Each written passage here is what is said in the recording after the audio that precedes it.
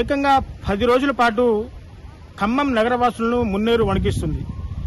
36 అడుగుల వద్ద ప్రవహించిన మున్నేరు ఖమ్మం వాసులకు కన్నీరే మిగిల్చిందని చెప్పాలి. ప్రస్తుతం మున్నేరు పరివాహక ప్రాంతంలో మనం ఉన్నాం. ఒక్కసారిగా ఆర్టీవీ స్క్రీన్ మీద విజువల్స్ చూసుకోవచ్చు. మున్నేరు గత రాత్రి నుంచి కూడా స్థిరంగా ప్రవహిస్తుంది. 13.50 అడుగుల వద్ద అయితే మున్నేరు వరద అయితే ప్రవహిస్తున్న పరిస్థితి అయితే ఇక్కడ కనబడుతుంది. సో పూర్తిగా ఇన్ని రోజులు బిక్కుబిక్కుమంటూ బతికిన ఖమ్మం వాసులు ఇక ఊపిరి పీల్చుకోవాల్సిన పరిస్థితి ఉంది. సో మున్నేరు కాస్త తగ్గుముఖం పట్టడంతో నీటి ప్రవాహం స్థిరంగా కొనసాగుతుంది. శనివారం అర్ధరాత్రి వరకు కూడా మున్నేరు హెవీగా ఫ్లడ్ పెరిగిన పరిస్థితి ఇక్కడ తెలిసిందే. సో సరిగ్గా ఈ రోజుల్లోనే ఇట్లాంటి పరిస్థితుల్లోనే మరో 2 రోజుల పాటు భారీ వర్షాలు కురుస్తాయని చెప్పడంతో మళ్లీ ఖమ్మం ప్రజలకు దడ మొదలైంది. అప్రమత్తమైన జిల్లా యంత్రాంగం లోతట్టు ప్రాంత ప్రజలను పూర్తిగా సురక్షిత ప్రాంతాలకు పునరావాస కేంద్రాలకు చేర్చడానికి సన్నాహాలు చేస్తున్నారు. సో మరోవైపు మధిర మండలం చిలుకూరు వద్ద రోడ్డుపైకి కట్టలేరు పొంగడంతో ఏపీకు ఇటు తెలంగాణకు రాకపోకలు పూర్తిగా నిలిచిపోయాయి. So deputy CM Bhatti Vikramarka కూడా ముంపు ప్రాంతాల్లో పర్యటించారు. ఎక్కడ చూసినా మున్నేరు మిగిల్చిన కష్టాలే తప్పితే ఏమీ కనిపించడం లేదు. సో ఇటు ఖమ్మం జిల్లా తిరుమలపాలెం మండలం రాకాసి తండా పూర్తిగా వరదలకు దెబ్బతిన్న పరిస్థితి కనబడుతుంది. సో నిత్యం పచ్చగా కనబడే రాకాసి తండా దాదాపు నామరూపాలు లేకుండా పోయిందని చెప్పుకోవాలి. సో ఒక్కసారిగా ఆర్టీవీ స్క్రీన్ మీద ఎక్స్క్లూజివ్ చూసుకోవచ్చు. ఎక్కడ చూసినా ఊడిపడిన ఇంటి పైకప్పులు, పూర్తిగా దెబ్బతిన్న ఇళ్లు, బట్టలు, పరుపులు ఇక్కడ ఇవే దర్శనమిస్తున్నాయి. వరద ప్రాంతాలకి దాదాపు దర్వాజులు, ఇది డబల్ కాట్ మంచం కూడా ఇక్కడ పూర్తిగా ఇవే దర్శనమిస్తున్న పరిస్థితి కనబడుతుంది. సో ఎక్కడ చూసినా మున్నేరు మిగిల్చిన కన్నీరే కనబడుతుంది. సో ఏ ఒక్కరిని కదిలించినా గానీ కన్నీటి గాథలే ఇక్కడ కనబడుతున్నాయి. సో ఎవరిని కదిలించినా వాళ్ళ కళ్లల్లో కన్నీళ్లు తప్పితే మరేవి కనిపించని పరిస్థితి ఇక్కడ నెలకొంటుంది. సో ఎక్కడ చూసినా మున్నేరు వరద పరివాహక ప్రాంతాల్లో పూర్తిగా కష్టాలే కనిపిస్తున్నాయి తప్పితే ఎక్కడ కూడా వారి మొహాల్లో చిరునవ్వు కనిపించిన పరిస్థితి అయితే కనబడలేదు. సో ఒక్కసారిగా ఆ వరదల్లో కొట్టుకొచ్చిన టీవీ, అలాగే ఫ్రిడ్జ్, కూలర్లు, వాహనాలు కూడా పూర్తిగా మునిగిపోయి, అంటే 36 అడుగుల మేర మున్నేరు ఉధృతంగా ప్రవహించడంతో ఇంతటి భారీ నష్టం జరిగిందని ఇక్కడ ముంపు ప్రాంత ప్రజలు చెప్తున్న పరిస్థితి కనబడుతుంది. సో ఎన్నడూ లేని విధంగా 36 అడుగుల వద్ద మున్నేరు ప్రవహించడంతో ఎప్పుడూ లేనంత వరద చూసామని చెప్పేసి కూడా ఖమ్మం జిల్లా వాసులు చెప్తున్న పరిస్థితి కనబడుతుంది. సో ఎటు చూసినా ఒకటే బాధ, కొట్టుకుపోయిన ఇళ్లు, కొట్టుకుపోయిన బట్టలు, కట్టు బట్టలతో ఆ వరదలోంచి బయటికి వచ్చాము, ప్రాణాలని కాపాడుకొని బయటకు వచ్చాము తప్పితే మాకు ఉండడానికి గూడు కూడా సరిగ్గా మిగలలేదని చెప్పేసి కూడా ఇక్కడ ప్రజలు వాపోతున్న పరిస్థితి కనబడుతుంది. సో ఎటు చూసినా వారి కష్టాలు, కన్నీళ్లే తప్ప ఇక్కడ ఏమీ కనిపించని పరిస్థితి ఇక్కడ కనబడుతోంది. సో మొత్తంగా మున్నేరు ముంపు ప్రాంత ప్రజలతో ఒక్కసారిగా మనం మాట్లాడే ప్రయత్నం చేద్దాం. సో ఇక్కడ వారి కన్నీళ్లు, వారి కష్టాలు ఏ విధంగా ఉన్నాయో ఒక్కసారిగా వారితో మాట్లాడే ప్రయత్నం చేద్దాం.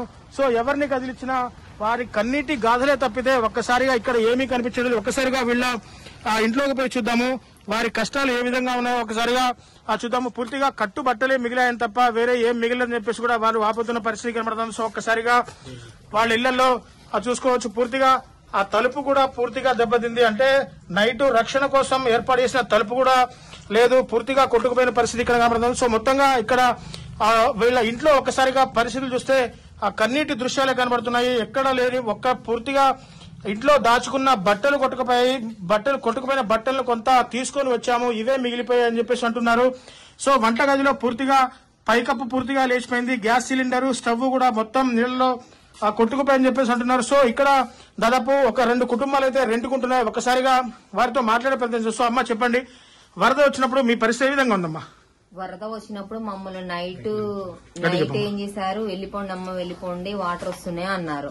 వాటర్ వస్తున్నాయంటే మేము ఎమ్మటే వెళ్ళిపోయాము, ఏం తీసుకెళ్లలేదు. ఏం తీసుకెళ్లటానికి కూడా మాకు ఇంతవరకు నీళ్లు వచ్చాయి, గొంతు వరకు. మమ్మల్ని వేరే వాళ్ళు వచ్చి తీసుకెళ్లారు, 3-4 వచ్చి మొగోళ్ళు వచ్చి తీసుకొని వెళ్లారు. డోర్లు వేసి తాళాలు వేసి వెళ్ళాము. ఆ డోర్లన్నీ ఓపెన్ అయినాయి, 5th ఫ్లోర్ కి వచ్చినాయి, 2 అంతస్తుకు వచ్చినాయి. 5th ఫ్లోర్ మునిగిపోయింది. 5th ఫ్లోర్ లో డోర్లు ఓపెన్ అయ్యాయి, గ్యాస్ అవి ఇవి అన్ని, రైస్ అన్ని కొట్టుకపోయాయి. మొత్తం సామాన్ కూడా కొట్టుకపోయింది.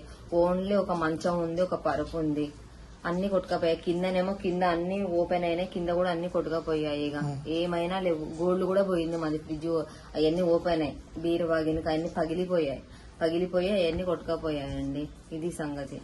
సో ఇప్పటి వరకు ప్రభుత్వం ఎటువంటి సహాయక చర్యలు చేపట్టిందమ్మా మీకు? ఏముంది, ఎవరైనా రైస్ ప్యాకెట్ తో అన్నం ఇస్తున్నారు, అంతే. తినడానికి అన్నం ఇస్తున్నారు, కథం. ప్రభుత్వం కాదు ఇచ్చేది, పక్కన చుట్టుపక్కల వాళ్ళు అయ్యో పాపం అని వాళ్ళకి హెల్ప్ చేయటం, అంటే వాళ్ళకి తిండి ఫుడ్ ఇప్పుడు ఏదన్నా వాటర్ గినక అవి ఇచ్చిపోతున్నారు, చూసిపోతున్నారు అంతే. ఇటు సైడ్ అయితే లాస్ట్ కి వచ్చిన వాళ్ళు ఒక్కలైనా రావట్లేరు, చూడట్లేరు, ఏవి చూసుకోవట్లేరు అంతే.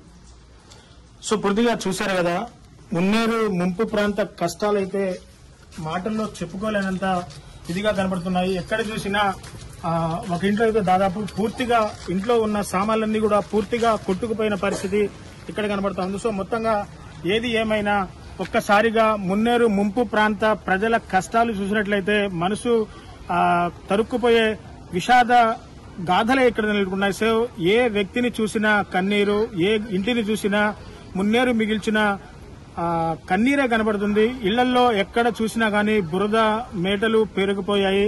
సో వర్షం తగ్గుముఖం పట్టింది. మున్నేరు కూడా కొంత స్థిరంగా ప్రవహిస్తున్న నేపథ్యంలో ఇప్పటికే ఇళ్లకు పునరావాస కేంద్రాల నుంచి ఇళ్లకు చేరుకున్న ప్రజలు వారి ఇళ్లను శుభ్రం చేసుకునే పనిలో నిమగ్నమయ్యారు. మరో 2 రోజుల పాటు వర్షాలు కురుస్తున్నాయని చెప్పడంతో మళ్లీ ఒక్కసారిగా మున్నేరు ముంపు ప్రాంత ప్రజల గుండెల్లో మళ్లీ అలసడి మొదలైంది. ఏ క్షణంలో ఏమి జరుగుతుందో అన్న పరిస్థితుల్లో మున్నేరు ముంపు ప్రాంత ప్రజలు జీవిస్తున్న పరిస్థితి కనబడుతుంది. ఇప్పటికే రాష్ట్ర యంత్రాంగం అటు కేంద్ర యంత్రాంగం కూడా మున్నేరు ఖమ్మంలో జరిగిన వరద నష్ట పరిహారాన్ని అంచనా వేసేందుకు ఒక ప్రణాళిక సిద్దం చేసింది, అధికారులు నియమించింది. సో అధికారులు కూడా పూర్తిగా లెక్కలు చేస్తున్నారు. సో ఇప్పటికే కేంద్ర మంత్రి కిషన్ రెడ్డి కూడా నిన్న ఖమ్మం నగరంలో పర్యటించి మున్నేరు ముంపు ప్రాంత ప్రజల్ని అటు ధంసలాపురం కాలనీ వద్ద కలిశారు.